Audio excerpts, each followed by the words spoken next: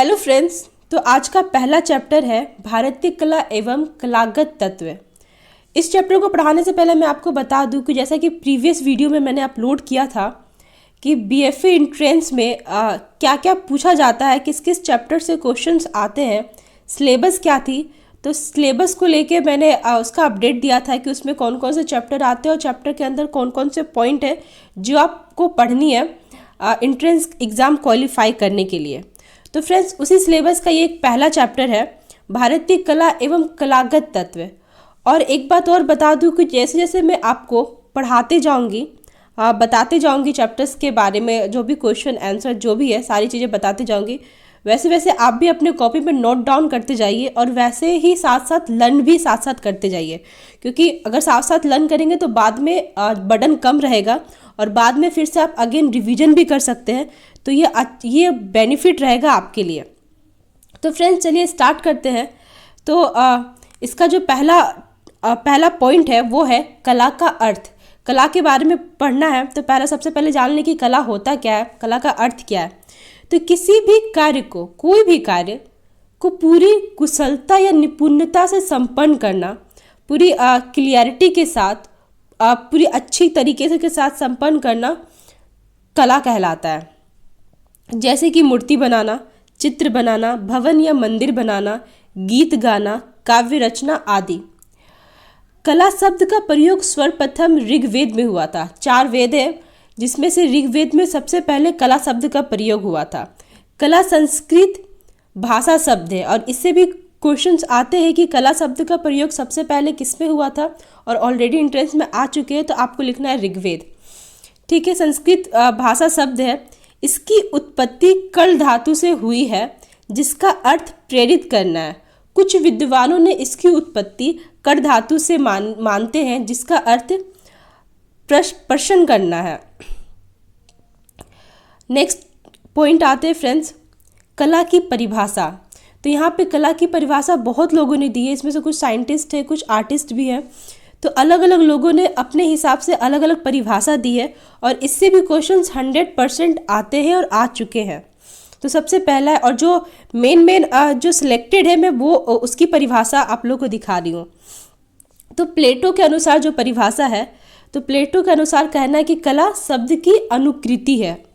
वही दूसरे नंबर पे आते हैं अरस्तु के अनुसार कला शब्द का अनुकरण है। यहाँ पे कंफ्यूज मत कीजिएगा, प्लेटो का अनुकृति है और अरस्तु का अनुकरण है। तो यहाँ पे जो वर्ड्स है इसको ध्यान में रखिएगा, मिस्टेक मत कीजिएगा।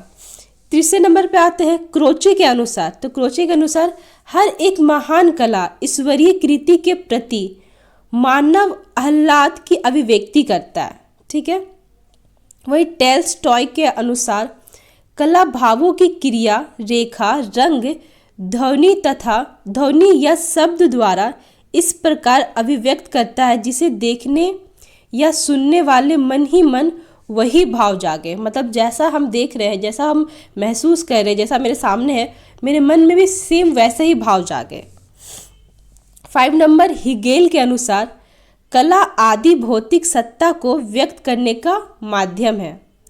रस्किन के अनुसार कला में मनुष्य अपनी भावनाओं की अभिव्यक्ति करता है।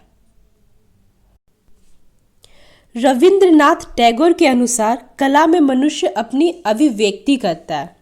नेक्स्ट पॉइंट आते हैं कला का वर्गीकरण। तो कला का वर्गीकरण दो बिंदुओं के आधार पर किया गया है। जो पहला है उपयोगी कला और दूसरा है ललित कला। तो उपयोगी कला पहले पढ़ते हैं।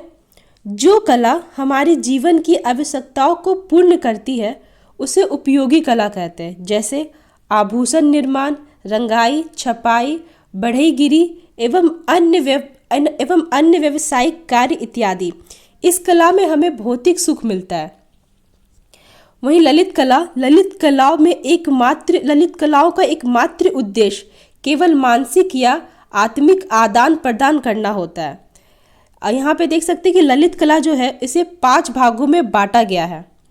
पहला है चित्रकला, दूसरा है मूर्ति कला, तीसरा है वस्तु कला, चौथा है संगीत कला एवं 5वां है काव्य कला। तो जो पहला है चित्रकला, इसका जो आधार है रंग और ब्रश है। दूसरा मूर्ति कला, इसका आधार पाषाण तथा पत्थर के औजार हैं।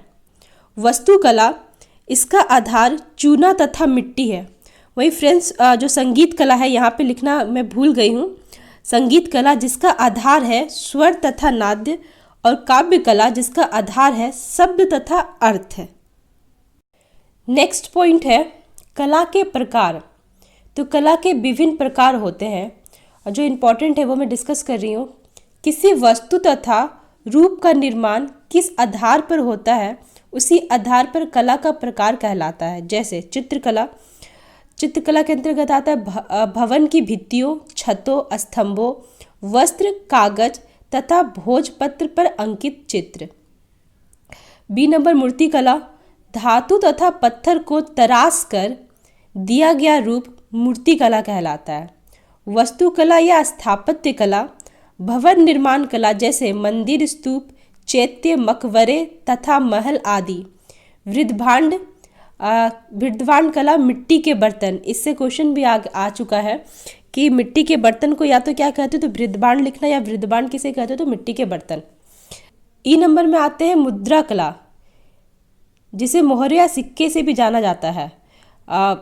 ये भी एग्जाम में आ चुका है कि मुद्रा को और किससे जाना जाता है, तो मोहरे या फिर सिक्के ऑप्शन में रहेगा।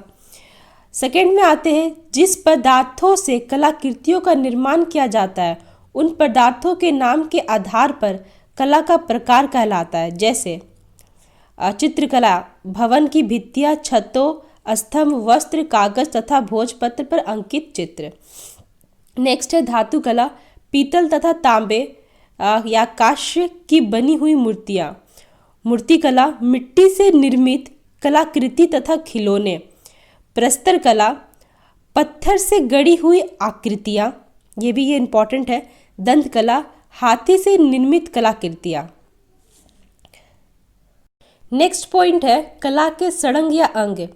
तो यशोधर पंडित ने लिखा है रूप भेदा प्रमाणानि भाव लावण्य योजनम सदृश्य वार्णिका भंग इति चित्र श्रृंकम। वात्स्यायन रचित कामसूत्र, जो वात्स्यायन द्वारा रचित है कामसूत्र के तीसरे अध्याय में, ठीक है, टीका, तीसरे अध्याय की वो भी टीका जयमंगला में यशोधर पंडित ने आलेख के 6 भेद किए हैं। और वो 6 भेद है रूप भेद पहला, प्रमाण तीसरा है भाव, चौथा है लावण्य योजनम, पांचवा है सदृश्य और छठा है वार्णिका भंग। आप देख सकते हो जो ऊपर श्लोक लिखा हुआ है यशोधर पंडित है, जो श्लोक लिखा हुआ है रूप भेद प्रमाणानि भाव लावण्य योजनम, तो उसी से लिया गया है। पहला जो रूप भेद प्रमाणानि, प्रमाण, भाव, लावण्य योजनम से लाव्य योजना, ठीक है। तो आप ये श्लोक याद कर लेंगे तो आपको ये 6 भेद जो है वो इजली याद हो जाएगा और याद रहेगा। और आते रूप भेद में कि रूप भेद के बारे में क्या बोला गया। वैसे रूप भेद क्या होता है ये एग्जाम में नहीं आएगा, बस ये आपके नॉलेज के लिए मैं बता रही हूँ। तो रूप भेद के द्वारा चित्र की भिन्नता प्रकट होती है। प्रमाण के द्वारा चित्र की लंबाई, चौड़ाई, मोटाई और दूरी का पता चलता है। भाव के द्वारा भावनाओं की अभिव्यक्ति की जाती है। लावण्य योजना के द्वारा बाह्य सौंदर्य की अभिव्यक्ति की जाती है। सदृश्य के द्वारा आकृति की सामान्यता प्रकट होती है तथा जो चीज़ जैसी दिख रही है वैसी ही होनी चाहिए। वार्णिका भंग, भावों के अनुकूल रंग योजना के चित्र का निर्माण करना वार्णिका भंग कहलाता है। भाग नहीं होगा फ्रेंड्स, भंग कहलाता है। तो ये 6 जो कला के अंग है, इससे भी क्वेश्चन आता है कि कला के कितने अंग हैं और कौन कौन, तो आपको ये बताना है। वही नेक्स्ट पॉइंट है कला के तत्व। तो कला के मुख्य रूप से 6 कला के जो तत्व होते हैं 6 होते हैं। पहला रेखा, दूसरा आकृति, तीसरा रंग जिसे वर्ण भी बोला जाता है, चौथा तान जिसे वैन भी बोला जाता है, पांचवा अंतराल और छठा है पोत। तो पहला रेखा के बारे में पढ़ते हैं। तो 2 बिंदुओं या 2 सीमाओं के बीच की दूरी जो बहुत सूक्ष्म होती है, ठीक है, और गति की दिशा निर्देश करती है, रेखा कहलाती है। कभी कभी 2 या अधिक बिंदुओं के बीच की वास्तविकता रेखा ना होते हुए भी रेखीय प्रभाव आ जाता है। इस प्रकार की रेखाएं अनुभूत रेखाएं कहलाती है। तो ये रेखा की परिभाषा है। अब जानेंगे रेखा के प्रकार एवं प्रभाव। तो बहुत सारे प्रकार रेखा के। सबसे पहला जो है सीधी लंबवत रेखा। यह रेखा सीधी लंबवत होती है। इसका जो प्रभाव है, इस रेखा का मुख्य प्रभाव आकांक्षा, गौरव एवं स्वच्छता आदि है। इससे भी क्वेश्चंस आते हैं कि जो प्रभाव से पूछे जाएंगे। तो सीधी लंबवत रेखा का लिखा रहेगा कि इसका कौन सा प्रभाव है, और ऑप्शन दे दिया जाएगा आपको, और उसमें से एक ऑप्शन इससे मैच कर रहा होगा तो आपको फिर वही टिक करना है। वही सेकंड नंबर पे आते हैं क्षैतिज रेखा। तो इस रेखा का मुख्य गुण लंबवत रेखा का आधार प्रदान करना होता है। इसका प्रभाव है, इस रेखा की मुख्य प्रभाव विश्राम, स्थिरता, शांति, मौन व संतुलन है। तीसरे पे आते हैं कर्णवत रेखाएं। इस रेखा का मुख्य प्रभाव नाटकीयता, उत्तेजना, बेचैनी तथा व्याकुलता है। फोर्थ नंबर पे आते हैं कोणीय रेखाएं। इस रेखा का मुख्य प्रभाव व्याकुलता, संघर्ष, आघात, बेचैनी, असुरक्षा तथा अस्पष्टता है। एक पुंज रेखाएं। एक पुंज या एक बिंदु से निकलने वाली रेखा एक पुंज रेखाएं कहलाती। एक ही पुंज से, एक ही पॉइंट से निकल रही बहुत सारी रेखाएं, ठीक है, बहुत सारे लाइंस एक पुंज रेखाएं कहलाती है। इस रेखा का मुख्य प्रभाव एकता, शक्ति, स्वच्छंदता, अभिलाषा, शोभा, लवलीनता, स्वदेश, प्रेम और प्रसार है। 6 नंबर चक्राकार रेखाएं। प्रभाव, इस रेखा का मुख्य प्रभाव भ्रम, संघर्ष, उत्तेजना, गति व शक्ति है। वही 7वां नंबर आते हैं प्रवाही रेखाएं। इस रेखा का मुख्य प्रभाव गति तथा लावण्य है। तो फ्रेंड्स, आज के लिए बस इतना ही। आई होप जो आज जो पढ़ाया है मैंने और जो आगे का रहेगा वो कल के वीडियो में आपको मिलेगा, ठीक है। इसके आगे रेखा का बताया, इसके आगे आपको बताएंगे अभी आकृति, फिर है रंग है, तान, पोत, अंतराल है।